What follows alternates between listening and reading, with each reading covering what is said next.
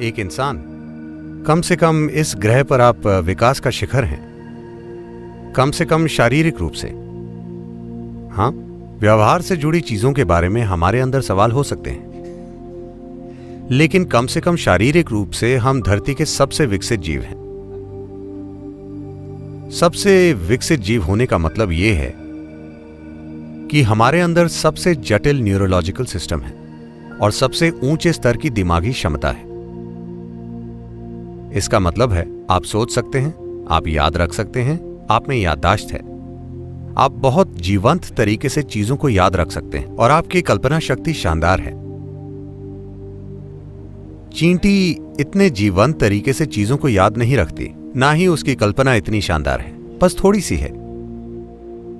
लेकिन अपने जीवन को लेकर उसका मन सतर्क है, क्योंकि जिन शैक्षिक प्रणालियों से आप बाल विहार से लेकर आगे तक गुजरते हैं वो ऐसे हैं कि उनका संबंध हर चीज से है सिवाय आपके।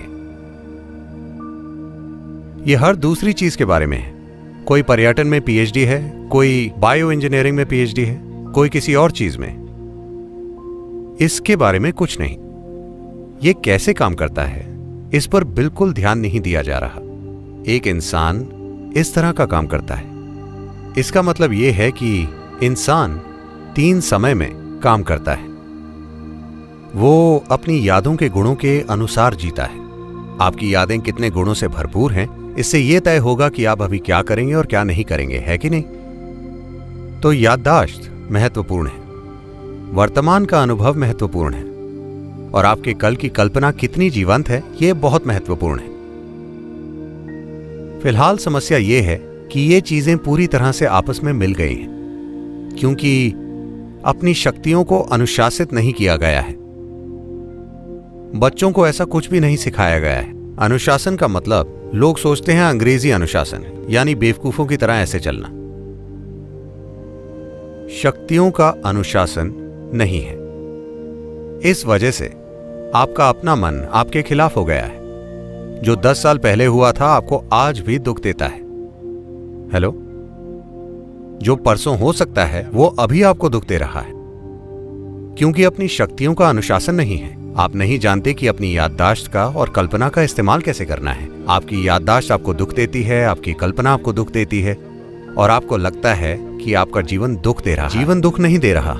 आप बस इंसान होने की 2 सबसे महान शक्तियों से दुख पा रहे हैं, जीवंत यादों और शानदार कल्पना की शक्तियां, है कि नहीं? अगर आप अपनी सबसे महान शक्तियों से दुख पाते हैं तो हम आपकी क्या मदद कर सकते हैं? अगर आप किसी बीमारी से दुख पाते हैं तो समझा जा सकता है। अगर आप अपनी विकलांगता से दुख पाते हैं तो समझा जा सकता है। अगर आप अपनी क्षमता से दुख पाते हैं तो कोई उम्मीद नहीं है, हाँ या ना? आप अपनी क्षमताओं से दुख पा रहे हैं। अगर आप अपनी विकलांगता से दुख पाएं तो ठीक है, पर आप अपनी क्षमताओं से दुख पा रहे हैं। इस दिमाग को इतना बड़ा बनाने में कितने लाखों साल लगे हैं, और अब यह आपका दुश्मन बन गया है। लगभग 90% लोगों के बारे में यही सच है। वो अपनी ही बुद्धि से दुखी हैं, है ना? अगर आप उनका आधा दिमाग निकाल दें, If you take away half their brain, they will be peaceful.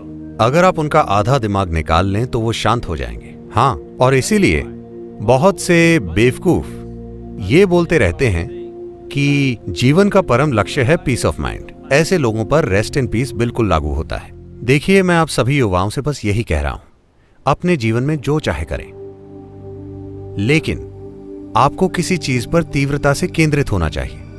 अगर आप अपने जीवन का किसी भी चीज में निवेश नहीं करते तो यह बेकार चला जाएगा। जैसे कि मैंने आपको शुरुआत में बताया, जीवन का एक बुनियादी हिस्सा है समय, और ये बस चला जा रहा है। मेरे यहां आने के बाद से अब तक आप अपनी कब्र के 2 घंटे पास पहुंच चुके हैं, हाँ या ना? हाँ या ना? Yes. आप अमर नहीं हैं, ये बस एक सीमित समय की अवधि है। क्या आप एक मूल्यवान जीवन है? मैं आपसे पूछ रहा हूं, क्या आपका जीवन आपके लिए मूल्यवान है? तो आपको यह तय करना चाहिए कि आप इस जीवन का निवेश कहां करना चाहते हैं। अगर यह मूल्यवान है तो, अगर यह मूल्यहीन है तो इसे कहीं फेंक दीजिए। अगर यह मूल्यवान है तो इसका निवेश किसी सार्थक चीज में कीजिए, है ना? तो अगर आप इसका निवेश किसी सार्थक चीज में करते हैं तो सिर्फ जोश में ही नहीं, आप हर समय प्रज्वलित रहेंगे।